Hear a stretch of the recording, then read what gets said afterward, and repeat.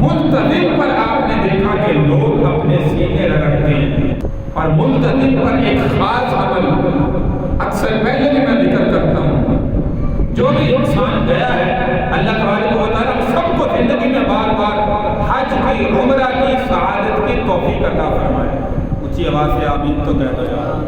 شاید آپ کی نیت نہیں ہے، جانا نہیں چاہتے، تو بار بار اللہ زندگی میں حج اور عمرہ کی سعادت عطا فرمائے۔ ایک خاص عمل جو علماء نے بتایا، کلام مجید فرقان حمید کی آیت مبارکہ ہے، فرمایا جو بھی مسلمان حج کو گیا ہے یا عمرے کو گیا ہے، چاہے دور کھڑا ہو کر، چاہے وہاں کیونکہ رش بہت ہوتا ہے، ہر انسان کی خواہش ہوتی ہے حاجی اسود کا بوسہ لوں، ہر انسان کی خواہش ہوتی ہے ملتزم پر جا کر اپنا سینہ خانہ کعبہ کے ساتھ لگاؤں، تو رش کی وجہ سے یہ عمل انسان شاید وہاں پہ نہ کر سکے، اس لیے پیچھے کھڑے ہو کر مقام ابراہیم پر یا اس سے بھی پیچھے علماء فرماتے ہیں کہ عمل ان الذی فرض علیک القرآن لآتوک الی معاد، یہ کلام مجید فرقان حمید کی آیت مبارکہ کا حصہ ہے۔ فرمایا جو بھی مسلمان انگلی کے اشارہ سے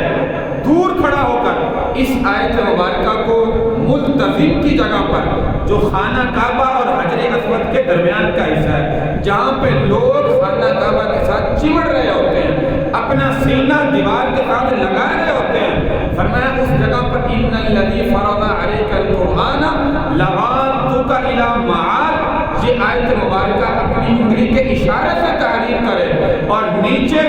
اپنا یا جس بندے کا نیت کرتا ہے کہ یہ فلاں بندے کو اللہ حج اور عمرہ کی سعادت عطا فرمائے، فرمایا اس کا اس کی والدہ کے نام کے ساتھ یا باپ کے نام کے ساتھ لکھتا ہے، تو فرمایا کہ اللہ تبارک و تعالیٰ اس بندے کو مرنے سے پہلے پہلے حج یا عمرہ کی سعادت انشاءاللہ ضرور عطا فرمائے۔ یہ ایک وظیفہ علماء نے بتایا، ان الذی فرض علیک القرآن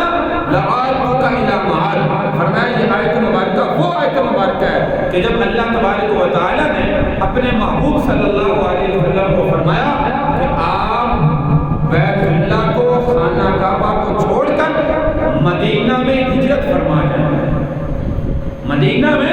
ہجرت فرما جائیں، تو رات کو سارے انتظامات کیے، صبح کو جب آپ خانہ کعبہ کو چھوڑ کر جا رہے تھے، بار بار پیچھے مڑ کر دیکھتے تھے اور کہتے تھے کہ اے خانہ کعبہ تجھے چھوڑنے کو دل نہیں کرتا، لیکن چونکہ اللہ کا حکم ہے، اللہ نے فرمایا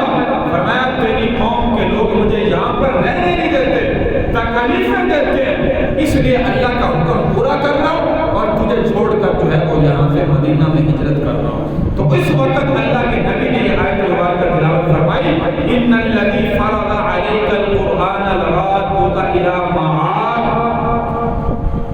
اللہ نے تمہارا دیکھیے فاتح بن کر